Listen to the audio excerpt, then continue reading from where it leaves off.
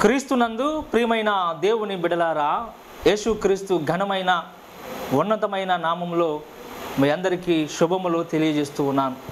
కడబూర అను మా ప్రత్యేక కార్యక్రమానికి మిమ్మలను మరొకసారి ప్రేమతో ఆహ్వానిస్తూ ఉన్నాను. రండి, మనం దేవుని వాక్యం లోపలికి వెళ్ళి దేవుని వాక్యాన్ని పరిశీలన చేద్దాం, సత్యమేమిటో గ్రహిద్దాం. అపోస్తలుడైన పౌలు దెస్సలోనికీయులకు రాసిన 2వ పత్రిక 2వ అధ్యాయము 3-4 వచనాలు చదువుకుందాం.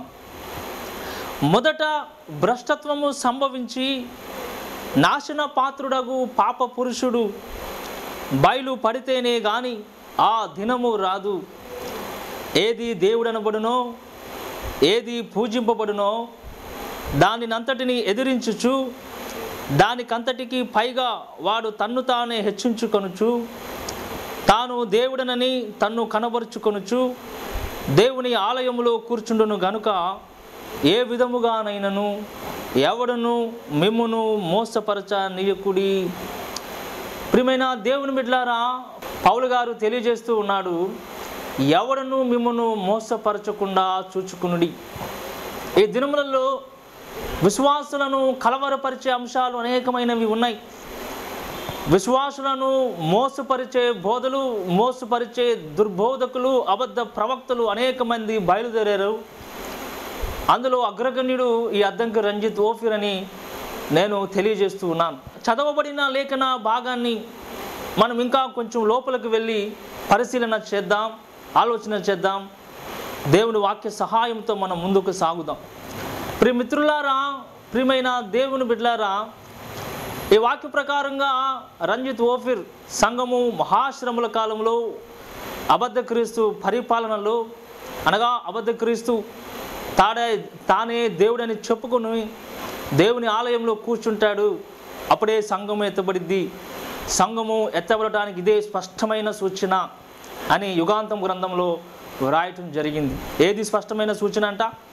అబద్ధ క్రీస్తు బయలుపడి 3.5 సంవత్సరాలు పరిపాలన చేసి తను తాను హెచ్చించుకొనొచ్చు దేవుని ఆలయంలో కూర్చుంటాడు. ఆ సంఘటన జరిగేంత వరకు సంఘము ఎత్తబడదు. ఆ సంఘటన జరిగేంత వరకు ప్రభు దినము రాదు అని యుగాంత గ్రంథంలో ఓఫిర్ వ్రాయటము జరిగింది. ప్రియమైన దేవుని బిడ్డలారా, ఒకవేళ అదే వాస్తవము, అదే సత్యమని అనుకుంటే అబద్ధ క్రీస్తు యెరూషలేము దేవాలయంలో కూర్చున్నప్పుడే సంఘము ఎత్తబడేటట్లయితే అప్పుడు మొదటి పునరుద్ధానం జరగాలి కదా, అప్పుడు కడబూరం రోగుతుంది కదా. ఆ సంఘటన కొరకే 2000 ఏళ్ల కాలం నుండి సంఘము ఎదురు చూస్తుందని ఓఫిర్ యుగాంతంలో వ్రాశాడు కదా. దాని ప్రకారమే సంఘము ఎత్తబడేటట్లయితే అప్పుడు ఒక పునరుద్ధానం జరుగుతుంది కదా, అది మొదటి పునరుద్ధానము అవుతుంది కదా. మొదటి పునరుద్ధానంలో అబద్ధ క్రీస్తు చేతిలో హతసాక్షులుగా చంపబడిన వారు కూడా లెగుస్తారని దేవుని లేఖనము సెలవిస్తుంది కదా. మరి ఆ మొదటి పునరుద్ధానంలో 2 సాక్షులు ఉంటారా, ఉండరా? ఇది చాలా కీలకమైన ప్రశ్న. ఈ ప్రశ్నను సత్యాన్వేషకులు, విజ్ఞులు ఆలోచించవలసిందిగా మనవి చేస్తున్నాను. రంజిత్ ఓఫిర్ చెప్పినట్లు యెరూషలేము దేవాలయంలో అబద్ధ క్రీస్తు కూర్చున్నప్పుడు మాత్రమే సంఘము ఎత్తబడుతుంది అని చెబుతున్న సిద్ధాంతం ప్రకారము అప్పుడే సంఘము ఎత్తబడితే ఆ ఎత్తబడే సంఘంలో అప్పుడు జరిగే మొదటి పునరుద్ధానంలో 2 సాక్షులు ఉంటారా, ఉండరా? ఇది చాలా ముఖ్యమైన కీలకమైన ప్రశ్న. ఈ ప్రశ్నకు జవాబు తెలుసుకోవడం ద్వారానే సంఘము శ్రమల కాలంలో ఉంటుందా, లేక శ్రమల కాలానికి ముందే ఎత్తబడుతుందా అనే విషయము మనం ఈజీగా గుర్తుపట్టచ్చు, ఈజీగా తెలుసుకోవచ్చని ఈ సందర్భంగా నేను మీకు తెలియజేస్తూ ఉన్నాను. ఇంకా కొంచెం లోపలికి వెళ్ళి మనము దేవుని వాక్యాన్ని పరిశోధిద్దాం, పరిశీలన చేద్దాం. ప్రియమైన దేవుని బిడ్డలారా, 2 సాక్షుల గురించి రంజిత్ ఓఫిర్ యుగాంతం అనే గ్రంథంలో పేజీ నంబర్ 175, 178 పేజీలలో వ్రాయటం జరిగింది. 2 సాక్షులు అబద్ధ క్రీస్తు పరిపాలనలో మొదటి 3.5 సంవత్సరాల కాలంలో సువార్త ప్రకటిస్తారని, ఆ 3.5 సంవత్సరాలు అనేక అద్భుతాలు చేస్తారని, ఆ 3.5 సంవత్సరాలు సువార్తకు లోబడిన వారికి రకరకాల తెగుల చేత వారిని బాధిస్తారని, ఆ 3.5 సంవత్సరాలు అయిపోయిన వెంటనే అబద్ధ క్రీస్తు ఇద్దరు సాక్షులను దారుణంగా చంపివేసి వారి శవాలు 3.5 రోజులు యెరూషలేము సంత వీధిలో పడి ఉంటాయని టీవీల ద్వారా ప్రపంచవ్యాప్తంగా మానవులందరూ కూడా ప్రజలందరూ కూడా ఆ ఇద్దరు సాక్షుల శవాలను చూసి సంతోషిస్తూ ఉత్సహిస్తూ కట్నాలు ఇచ్చిపుచ్చుకుంటూ ఉంటారని యుగాంతం గ్రంథంలో పేజీ నెంబర్ 175 నుంచి 178 పేజీలలో ఇద్దరు సాక్షుల పరిచర్య గురించి రంజిత్ ఓఫీర్ వ్రాయటం జరిగింది. ప్రియమైన దేవుని బిడ్డలారా, ఆ తదుపరి రంజిత్ ఓఫీర్ యుగాంతం గ్రంథంలో రాసిన విషయాలు చాలా ప్రాముఖ్యమైన విషయాలు. అవి నేను చదువుతున్నాను యుగాంతం గ్రంథం నుంచే, మీరు స్క్రీన్ మీద చూడండి. యుగాంతం గ్రంథం పేజీ నెంబర్ 178 నాశనకరమైన హేయ వస్తువు అనే అంశం గురించి వ్రాస్తూ రంజిత్ ఓఫీర్ వ్రాసిన మాటలు చదువుతున్నాను, మీరు స్క్రీన్ మీద చూడండి. యెరూషలేములో తనకు విరోధంగా ప్రవచిస్తున్న ఇద్దరు శక్తివంతులైన ప్రవక్తలు ఈ లోకంలో నుండి వెళ్ళిపోగానే అబద్ధ క్రీస్తు హుటాహుటిని యెరూషలేము పట్టణానికి వస్తాడు. నేరుగా యెరూషలేము దేవాలయంలోనికి ప్రవేశిస్తాడు. అనుకోని ఈ అతిథి ఆగమనానికి పట్టణం కలవరపడుతుంది. బలిపీఠం వద్ద పరిచర్య చేస్తున్న యాజకులు నిర్విన్నులై నిలబడిపోతారు. అనుదిన బలిని నిలిపివేయండి హుకుం జారీ చేస్తాడు అబద్ధ క్రీస్తు. ఆ తర్వాత సరాసరి అతడు అతి పరిశుద్ధ స్థలంలోనికి వెళతాడు. అక్కడ తానే సింహాసనం మీద కూర్చుని నేనే దేవుడిని, నన్నే ఆరాధించండి, యాజకులారా మీ బలులు నాకే అర్పించండి అని సింహనాదనం చేస్తాడు. ఇతడే ప్రవక్త అయిన దానియేలు ప్రవచించిన నాశనకరమైన హేయ వస్తువు. ఇతడు ఇలా దేవుని ఆలయంలో కూర్చోవటం క్రీస్తు రాకడ విషయంలో సంఘానికి ఒక సూచన. అందుచేత ఈ సూచన జరిగే వరకు సంఘం ఈ లోకంలోనే ఉండి తీరాలి అని రంజిత్ ఓఫీర్ వ్రాయటం జరిగింది. అనగా అబద్ధ క్రీస్తు యెరూషలేము దేవాలయంలోకి వెళ్ళి తానే దేవుడని చెప్పుకొని నన్నే ఆరాధించండి అని చెబుతాడు. అప్పటిదాకా సంఘము ఎత్తబడదు. ఇది సంఘానికి ఒక స్పష్టమైన సూచన అని రంజిత్ ఓఫీర్ ఇక్కడ రాయటం జరిగిందని. ప్రియమిత్రులారా, గత ఎపిసోడ్లో నేను చెప్పడం జరిగింది, సంఘము ఎత్తబడటానికి ముందు ఎటువంటి సూచనలు ఎటువంటి గుర్తులు ఉండవు. సంఘము ఎత్తబడటానికి ముందు ఎటువంటి ప్రవచనాలు నెరవేరాల్సిన అవసరం లేదు. అటువంటి ప్రవచనాలు కూడా బైబిల్ గ్రంథంలో లేవని ఈ సమయంలో మీకు తెలియజేస్తూ ఉన్నాను. అయితే క్రీస్తు బహిరంగ రాకడకు సంబంధించి అటు పాత నిబంధనలోను ఇటు క్రొత్త నిబంధనలోను గుర్తులు సూచనలు ఉన్నాయి, ప్రవచనాలు ఉన్నాయి. అయితే సంఘము ఎత్తబడుట అనేది ఒక మర్మము అన్నాడు పౌలు భక్తుడు. అది నిమిషంలో రెప్పపాటున జరిగే సంగతి. అది ఎప్పుడు జరుగుతుందో ఎవరికి తెలియదు. కాబట్టి మీరు సిద్ధపడి ఉండమని దేవుని వాక్యము తెలియజేస్తూ ఉంది. అయితే ఇక్కడ రంజిత్ ఓఫీర్ అబద్ధ క్రీస్తు యెరూషలేము దేవాలయంలోకి ప్రవేశించి సింహాసనం మీద కూర్చొని తానే దేవుడని చెప్పుకుంటాడు. అదే స్పష్టమైన సూచన అని చెబుచున్నాడు. ఇది దారుణమైన లేఖన విరుద్ధమైన వ్యాఖ్యానం అని ఈ సమయంలో నేను మీకు తెలియజేస్తూ ఉన్నాను. అదేవిధముగా పేజీ నెంబర్ 179లో కూడా మరొక విషయాన్ని వ్రాశాడు. అది కూడా నేను చదువుతున్నాను, మీరు స్క్రీన్ మీద చూడండి. అబద్ధ క్రీస్తు తానే దేవుడనని చెప్పుకుంటూ యెరూషలేము దేవాలయపు పరిశుద్ధ స్థలంలో కూర్చుంటాడు. ఇతడే నాశన పాత్రుడగు పాప పురుషుడు. ఈ సంఘటన జరిగితేనే కానీ ప్రభువు దినము రాదు అని ఇక్కడ కూడా రంజిత్ ఓఫీర్ వ్రాయటం జరిగింది. ప్రియమైన దేవుని బిడ్డలారా, మెటుకు ప్రియమైన దేవుని బిడ్డలారా, అబద్ధ క్రీస్తు యెరూషలేము దేవాలయంలోకి ఎప్పుడు ప్రవేశించాడు? ఇద్దరు సాక్షులు బ్రతికి పరలోకానికి వెళ్ళిపోయిన తర్వాత యెరూషలేము దేవాలయంలోకి ప్రవేశించాడా, లేదా అంతకంటే ముందే యెరూషలేము దేవాలయంలో ప్రవేశించాడా? ఆలోచన చేయండి ప్రియమైన దేవుని బిడ్డలారా. ఆయనే వ్రాసుకున్నాడు యుగాంతం గ్రంథము పేజీ నంబర్ 178వ పేజీలో.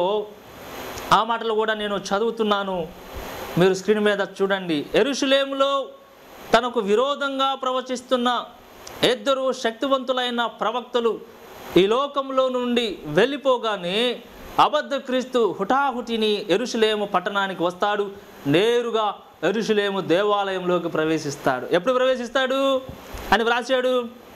ఇద్దరు శక్తిమంతులైన ప్రవక్తలు పరలోకానికి వెళ్ళిపోయిన తర్వాత, ఈ లోకం నుండి వెళ్ళిపోయిన తర్వాతే అబద్ధ క్రీస్తు యెరూషలేము దేవాలయంలోనికి ప్రవేశిస్తాడు అని యుగాంతం గ్రంథము పేజీ నెంబర్ 178లో వ్రాసాడు.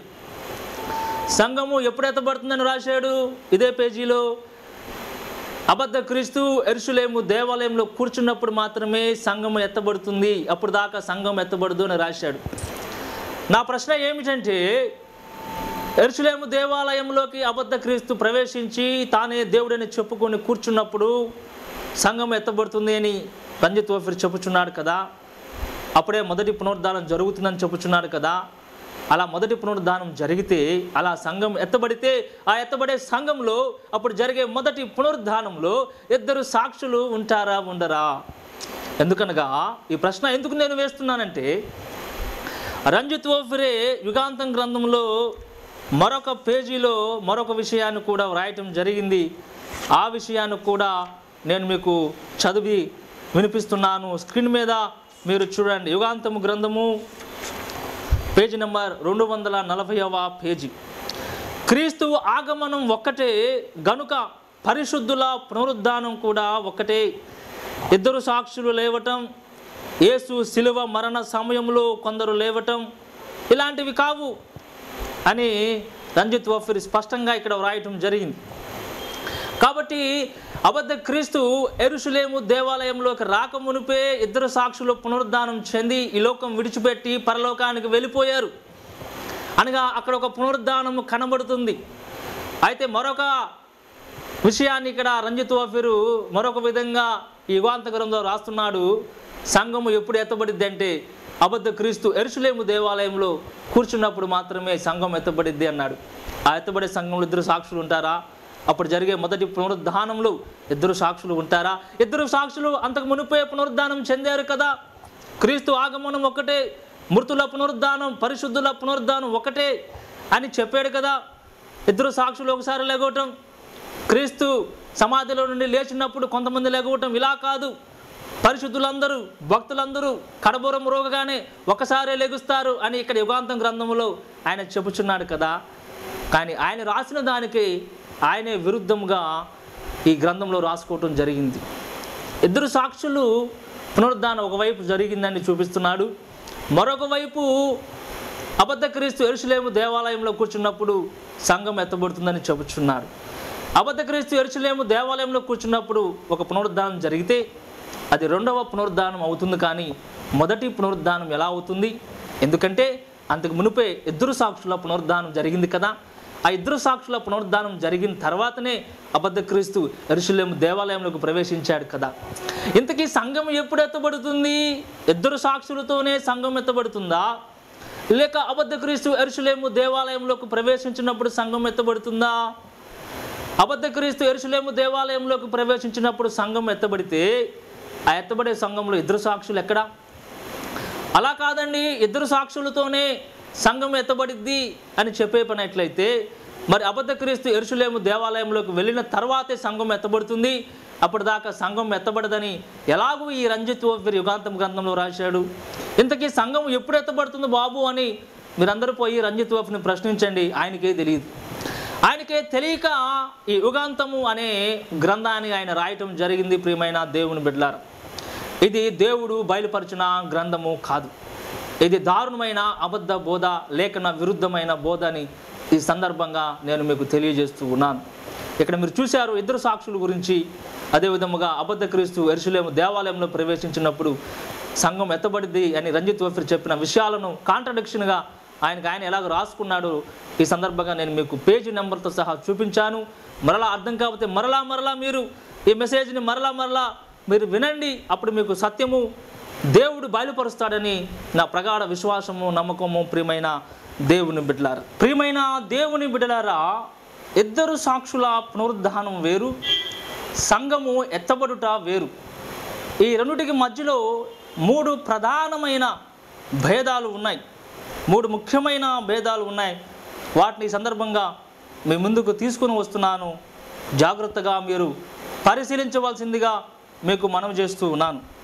ప్రకటన గ్రంథము 11వ అధ్యాయము 11వ వచనము చదువుకుందాం. అయితే ఆ 3 దినమున్నర పిమ్మట దేవుని యొద్ద నుండి జీవాత్మ వచ్చి వారిలో ప్రవేశించెను గనుక వారు పాదములు ఊని నిలిచిరి. ప్రియమైన దేవుని బిడ్డలారా, ఈ 2 సాక్షులు చనిపోయి 3.5 రోజులు వారి శవాలు యెరూషలేము నడివీధిలో పడి ఉన్నాయి. ఆ 3.5 రోజులు గడిచిపోయిన వెంటనే పరలోకం నుండి జీవాత్మ వచ్చి వారిలోకి ప్రవేశించింది కనుక వారి పాదములు ఊని నిలిచిరి అని వ్రాయబడి ఉన్నది. ఎప్పుడైతే పరలోకం నుండి జీవాత్మ వచ్చిందో వారు లేచి నిలుచుని ఉన్నారు. అనగా వారు లేచి నుంచుంటానికి కొంత సమయం అనేది ఇక్కడ పట్టినట్లు మనం చూస్తూ ఉన్నాం. అయితే సంఘము ఎత్తబడుట అనేది ఎలా జరుగుతుందో పౌలు భక్తుడు 1 కొరింథీయులకు రాసిన పత్రిక 15వ అధ్యాయము 51-52లో ఏమని చెప్పుచున్నాడు? నిమిషములో రెప్పపాటున జరుగుతుంది అన్నాడు. నిమిషంలో ఒక రెప్పపాటున అంటే ఆలోచన చేయండి. ఎంత తక్కువ సమయంలో, మనం ఊహించలేనంత తక్కువ సమయంలో, మనం క్యాలిక్యులేట్ చేయలేము ఆ సమయాన్ని. అంత యాక్యురేట్గా, అంత స్పీడుగా సంఘము ఎత్తబడిపోతుంది. అయితే 2 సాక్షుల పునరుద్ధానం చూస్తే వారు లేచి నుంచుంటానికి కొంత సమయం పట్టినట్లు మనం చూస్తూ ఉన్నాం. ఇది మొట్టమొదటి భేదము. రెండవ విషయాన్ని కూడా మనం చూద్దాం. ప్రకటన గ్రంథము 11వ అధ్యాయము 11వ వచనంలోనే చూస్తే వారిని చూచిన వారికి మిగుల భయము కలిగెను. అనగా 2 సాక్షులు పునరుద్ధానం చెంది లేచి నిల్చున్నారు. వారిని అనేక మంది చూసినట్లు దేవుని వాక్యము చెబుతుంది. కొన్ని కోట్ల మంది చూశారని యుగాంతం గ్రంథంలో రంజిత్ ఓఫీర్ కూడా వ్రాయటం జరిగింది. అయితే సంఘము ఎత్తబడుట అనేది నిమిషంలో రెప్పపాటున జరుగుతుంది కాబట్టి అది ఎవరికి తెలియదు. అది ఒక మిస్టరీ, అది ఒక మర్మము అని దేవుని వాక్యము తెలియజేస్తుంది. ఇది రెండవ ముఖ్యమైన భేదము.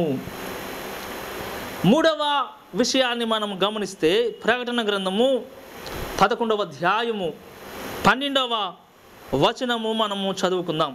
అప్పుడు ఇక్కడికి ఎక్కిరండని పరలోకం నుండి గొప్ప స్వరము తమతో చెప్పుట వారు విని మేఘారూఢులై పరలోకమునకు ఆరోహణమైరి. వారు పోవచ్చుండగా వారి శత్రువులు వారిని చూచిరి అని దేవుని వాక్యంలో వ్రాయబడి ఉన్నది. ఇది చాలా ప్రాముఖ్యమైన విషయము. ప్రియమైన దేవుని బిడ్డలారా, పరలోకం నుండి ఒక శబ్దము వచ్చింది. ఏమిటా శబ్దం అంటే, ఇక్కడికి ఎక్కి రండి అని ఒక శబ్దము రాగానే ఈ 2 సాక్షులు వారి శత్రువులు చూస్తూ ఉండగానే పరలోకానికి ఆరోహణమై వెళ్ళినట్లు దేవుని వాక్యము తెలియజేస్తూ ఉంది. అయితే పరలోకం నుండి ఇక్కడికి ఎక్కి రండి అనే శబ్దము ఎప్పుడు వచ్చింది? ఇది చాలా కీలకమైన ప్రశ్న. 2 సాక్షులు చనిపోక మునుపే ఈ పిలుపు వచ్చిందా, లేక వారు చనిపోయి మరలా బ్రతికి లేచి నుంచున్నప్పుడు వచ్చిందా అంటే, వారు బ్రతికి లేచి నుంచున్నప్పుడు మాత్రమే పరలోకం నుండి వారికి ఆహ్వానం వచ్చింది. ఎక్కడికి ఎక్కి రండి అని ఆ ఆహ్వానం అందుకొని 2 సాక్షులు పరలోకానికి వెళ్ళిపోయారు.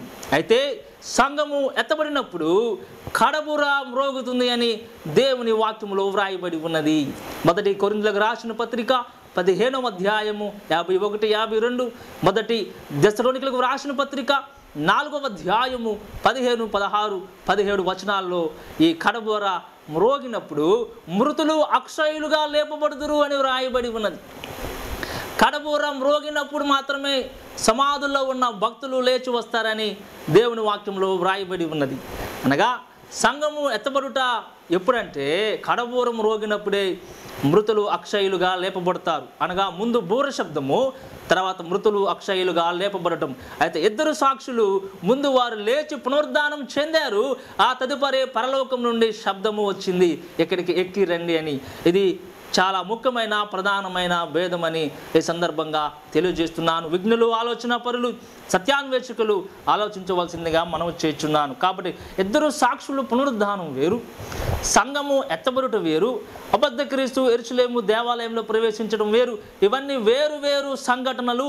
ఇవన్నిటినీ కూడా రంజిత్ ఓఫీరు కన్ఫ్యూజన్గా తాను మోసపోయి ఇంకా అనేక మందిని మోసం చేస్తూ కన్ఫ్యూజన్గా దారుణంగా దారి తప్పాడని ఈ సందర్భంగా మీకు తెలియజేస్తూ ఉన్నాను. ప్రియమైన దేవుని బిడ్డలారా, సంఘము ఎత్తబడుట అనేది చాలా మహోన్నతమైన ప్రశస్తమైన సంఘటన. క్రైస్తవ లోకము 2000 ఏళ్ల నుండి క్రీస్తు రక్తంలో కడగబడిన భక్తులు ఎదురు చూస్తున్న సంఘటన సంఘము ఎత్తబడుట. అబద్ధ క్రీస్తు కాలంలో సంఘము ఈ భూమి మీద ఉండదు. మనం ఎదురు చూడాల్సింది అబద్ధ క్రీస్తు కొరకు కాదు. మనం ఎదురు చూడాల్సింది ఇద్దరు సాక్షుల కొరకు కాదు. మనం ఎదురు చూడాల్సింది యెరూషలేము దేవాలయం కొరకు కాదు. మనం ఎదురు చూడాల్సింది 7 ఏళ్ల మహాశ్రమల కోసం కాదు. కానీ మనము ఎదురు చూడాల్సింది we are looking for Christ only. క్రీస్తు కొరకు మాత్రమే మనం ఎదురు చూస్తున్నాం. అయితే అగాపే సేవకులు, సంఘాలు, విశ్వాసులు, రంజిత్ ఓఫీరు అబద్ధ క్రీస్తు కొరకు ఎదురు చూస్తున్నారు. They are looking for antichrist. ఎవరైతే యాంటీ క్రైస్ట్ కొరకు ఎదురు చూస్తున్నారో వారు దారుణంగా పాపములో పడిపోయే ప్రమాదం ఉంది. వారు దారుణంగా వారు విశ్వాసాన్ని కోల్పోయే ప్రమాదం ఉంది. మీ గురి, మీ గమనము క్రీస్తు మీద ఉన్నట్లయితే మీరు మీ పరిశుద్ధతను కాపాడుకుంటారు, మీ విశ్వాసాన్ని కాపాడుకుంటారు, మీ రక్షణను కాపాడుకుంటారు. అయితే మీ గురి ఎక్కడుంది? ఇప్పుడు ప్రియమైన అగాపే బిడలారా, ఆలోచన చేయండి. మీ గురి ఎక్కడుంది? అబద్ధ క్రీస్తు మీద పెట్టారు. అతను వచ్చేదాకా సంఘం ఎత్తబడదని you are looking for Antichrist. But I am not looking for Antichrist. I am looking for only Jesus Christ himself only. ఆయన మధ్యాకాశానికి ఎప్పుడు వస్తాడా, కడబూరు ఎప్పుడు మ్రోగుతుందా అని నేను ఎదురు చూస్తూ ఉన్నాను. ఆ శుభప్రదమైన నిరీక్షణ కొరకు, ఆ యొక్క ఆదరణకరమైన సంఘటన కొరకు నేను ఎదురు చూస్తున్నాను ప్రభువును కలుసుకుంటానికి. మిత్రులారా, నీ పరిస్థితి ఏమిటి? ఆలోచన వచ్చి ప్రియమైన దేవుని బిడ్డలారా, మరొక దారుణమైన అబద్ధ బోధ, లేఖనానికి వక్రీకరమైన బోధని యుగాంతం గ్రంథంలో రంజిత్ ఓఫీరు వ్రాయటం జరిగింది. అది కూడా మీరు స్క్రీన్ మీద చూడండి, నేను చదువుతున్నాను. ప్రియమైన దేవుని బిడ్డలారా, యుగాంతం గ్రంథము పేజీ నంబర్ 243వ పేజీలో రంజిత్ ఓఫీరు వ్రాసిన దానిని నేను చదువుతున్నాను. స్క్రీన్ మీద మీరు చూడండి. మధ్యలో అంటే ఆయనకు అటు ఇటు ఎవరో ఇద్దరు వ్యక్తులు ఉన్నారన్నమాట. పోట్లాటకు సిద్ధమైన ఇద్దరు మనుషుల మధ్యలో ఒక పెద్ద మనిషి నిలిచి వాళ్ళని పోట్లాడకుండా అడ్డగించినట్లు ప్రస్తుతం పరిశుద్ధాత్మ దేవుడు అబద్ధ క్రీస్తుకు, క్రీస్తు సంఘానికి మధ్యలో నిలిచి ఉన్నాడు. ప్రియమైన దేవుని బిడ్డలారా, ప్రస్తుతం అంట పరిశుద్ధాత్మ దేవుడు ఎక్కడున్నాడంటే అబద్ధ క్రీస్తు కనో ఆ తదుపరి సంఘానికి మధ్యలో ఉన్నాడు అని ఇక్కడ ఆయన వ్రాయటం జరిగినది. ప్రస్తుతం అబద్ధ క్రీస్తుకు అదేవిధముగా క్రీస్తు సంఘానికి మధ్యలో నిలిచి ఉన్నాడు. పోట్లాటకి సిద్ధమైన ఇద్దరు వ్యక్తుల మధ్యలో పోట్లాట జరగకుండా అడ్డుకుంటున్నట్లంట పరిశుద్ధాత్మ దేవుడు అడ్డుకుంటున్నాడని ఇక్కడ వ్రాయటం జరిగింది. తీసివేయబడటం అంటే భూమి మీద నుంచి తీసివేయబడటం కాదు, కానీ ఆ మధ్య ప్రాంతం నుండే తీసివేయబడతాడు అని ఒక హాస్యాస్పదమైన వ్యాఖ్యానాన్ని ఇక్కడ రంజిత్ ఓఫీరు వ్రాయటం జరిగింది. మిత్రులారా, సత్యాన్వేషకులారా, ఆలోచన చేయండి. పరిశుద్ధాత్మ దేవుడు ఎక్కడున్నాడు? యోహాను సువార్త 14వ అధ్యాయము 17వ వచనాన్ని చదువుకుందాం. లోకము ఆయనను చూడదు, ఆయనను ఎరుగదు గనుక ఆయనను పొందనేరదు. మీరు ఆయనను ఎరుగుదురు, ఆయన మీతో కూడా నివసించును, మీలో ఉండును. ప్రియమైన దేవుని బిడ్డలారా, దేవుని వాక్యము చెబుతుంది పరిశుద్ధాత్మ దేవుడు మనతో ఉన్నాడు, మనలో ఉన్నాడు అనగా విశ్వాసి హృదయంలో పరిశుద్ధాత్మ దేవుడు ఉన్నాడు. కానీ అబద్ధ క్రీస్తుకు సంఘానికి మధ్యలో లేడండి. అనగా విశ్వాసి ఎప్పుడైతే ఈ లోకం నుంచి ఎత్తబడతాడో విశ్వాసితో పాటు పరిశుద్ధాత్మ దేవుడు కూడా వెళ్ళిపోతాడు. కారణం ఏమనగా విశ్వాసిలోనే పరిశుద్ధాత్మ దేవుడు నివాసం చేస్తూ ఉన్నాడు. విశ్వాసనే ఒక సత్య మార్గంలో, పరిశుద్ధ మార్గంలో పరిశుద్ధాత్మ దేవుడు నడిపిస్తూ ఉన్నాడు. కాబట్టి పరిశుద్ధాత్మ దేవుడు ఎక్కడున్నాడంటే మనతో ఉన్నాడు, మనలో ఉన్నాడు. మనం ఈ లోకం నుంచి ఎత్తబడినప్పుడు పరిశుద్ధాత్మ దేవుడు మనతో కూడా వచ్చేస్తాడు. అప్పుడు ధర్మ విరోధి బయలుపడతాడని దేవుని వాక్యం తెలియజేస్తూ ఉంది. చూడండి, దెస్సలోనికీయులకు రాసిన పత్రిక 2వ అధ్యాయము 7వ వచనము, ధర్మ విరోధ సంబంధమైన మర్మము ఇప్పటికే క్రియ చేయుచున్నది కానీ ఇది వరకు అడ్డగించుచున్నవాడు మధ్య నుండి తీసివేయబడు వరకే అడ్డగించును. అప్పుడు ఆ ధర్మ విరోధి బయలుపరచబడును. ఎప్పుడు ధర్మ విరోధి బయలుపరచబడతాడు? మధ్యలో నుండి పరిశుద్ధాత్మ దేవుడు తీసివేయబడినప్పుడే. మధ్యలో అంటే ఎక్కడి నుంచి? అడ్డగించే స్థానము నుండి. ఏం అడ్డగిస్తున్నాడు? అబద్ధ క్రీస్తుకి సంఘానికి మధ్యలో అడ్డగించడం కాదండి. ఏం అడ్డగిస్తున్నాడు అనగా పాపమును పరిశుద్ధాత్మ దేవుడు అడ్డగిస్తున్నాడు. పాప సంబంధమైన క్రియలను పరిశుద్ధాత్మ దేవుడు అడ్డగిస్తూ ఉన్నాడు. కాబట్టి ఎప్పుడైతే ఈ అడ్డగించే స్థానంలో నుండి పరిశుద్ధాత్మ దేవుడు తీసివేయబడతాడు, అనగా పరిశుద్ధులు అనగా దేవుని సంఘము ఈ లోకము నుంచి వెళ్ళిపోయిన తర్వాత పరిశుద్ధాత్మ దేవుడు ఈ లోకంలో ఉండడు అనే సందర్భంగా ఈ లేఖనాన్ని బట్టి నేను మీకు తెలియజేస్తున్నాను ప్రియమైన దేవుని బిడ్డలారా. అప్పుడు ఆ ధర్మ విరోధి బయలుపరచబడును అని వ్రాయబడి ఉన్నది. అంతేగాని పరిశుద్ధాత్మ దేవుడు అబద్ధ క్రీస్తుకు సంఘానికి మధ్యలో ఉండి వారిద్దరిని కొట్టుకోకుండా ఆపటం లేదండి.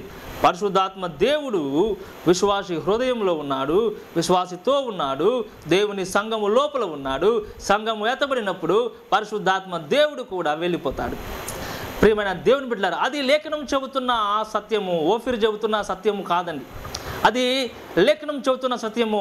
ఓఫీరు లేఖనానికి వ్యతిరేకంగా చెబుతున్నాడు.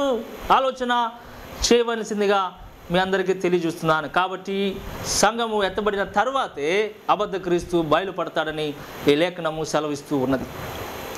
ప్రియమైన దేవుని బిడ్డలారా, ఇలాగన అనేకమైన విషయాలు చెప్పవలసినవి అనేకమైన ఉన్నాయి. సమయం లేదు. రానున్న దినాలలో ఇంకా ఈ కడబూర కార్యక్రమం ద్వారా రంజిత్ ఓఫీర్ గ్రంథాలు, అతని అబద్ధ బోధలను లేఖనానుసారంగా ఖండించి సత్యాన్ని మీకు తెలియజేయాలని ఆశపడుచున్నాను. దాని కొరకు విఘ్నులు, సత్యాన్వేషకులు అందరూ కూడా ఈ యొక్క కార్యక్రమం కొరకు, ఈ పోరాటం కొరకు మీరందరూ ప్రార్థన చేయండి. మీరందరూ ప్రార్థన వలనే ఈ కార్యక్రమం ద్వారా అనేక మంది మనోనేత్రాలు వెలిగించబడతాయి, అనేక మంది దీవించబడతారు, ఆశీర్వదింపబడతారు. అలాగున ప్రభు రాకడకు మనం సిద్ధపడదాం. దేవుడు ఈ మాటలను దీవించునుగాక. ప్రార్థన చేసుకుందాం. ప్రేమ కలిగిన మహాపరిశుద్ధ తండ్రి, నీ పరిశుద్ధ నామమునకు స్తోత్రములు చెల్లిస్తున్నాము నాయన. ఎదురు సాక్షుల పునరుద్ధానం గురించి, సంఘము ఎత్తబడుట గురించి, అబద్ధ క్రీస్తు యెరూషలేము దేవాలయంలోకి ప్రవేశించడం గురించి, రంజిత్ ఓఫీర్ వ్రాసిన లేఖన వ్యతిరేకమైన మాటలు, కన్ఫ్యూజన్ మాటలను ఈ సందర్భంగా మీరు ఎత్తు చూపారు నాయన. యుగాంతం గ్రంథంలో పేజీ నెంబర్తో సహా మీరు చూపించడం జరిగింది. ఎప్పటికైనా అగాపేలో ఉన్న సహోదరులు సత్యాన్ని గ్రహించినట్లు వారి మనోనేత్రాలు వెలిగించమని ప్రార్థన చేయించున్నాం. ఈ కడబూర కార్యక్రమాన్ని అంతకంతకు మీరు ఆశీర్వదించండి. రానున్న దినాలు ఇంకా అనేకమైన అద్భుతమైన అంశాలతో మీరు ప్రజలతో, విశ్వాసులతో నేరుగా మాట్లాడి మీరు అక్కడికి సిద్ధపరిచి కడబూరం రోగుగానే ఇదిగో తండ్రి, మీరు ప్రేమించే సంఘముగా మేమందరము ఏకకాలంలో ఏకముగా మీ యొద్దకు రావటానికి కృప చూపించి సహాయం చేయమని, అంతవరకు నీ కృపాక్షేమములు మాకు అందరికీ సహాయం చేయమని యేసు పరిశుద్ధ నామమున ప్రార్థించి వేడుకొనుచున్నాము తండ్రి. ఆమేన్.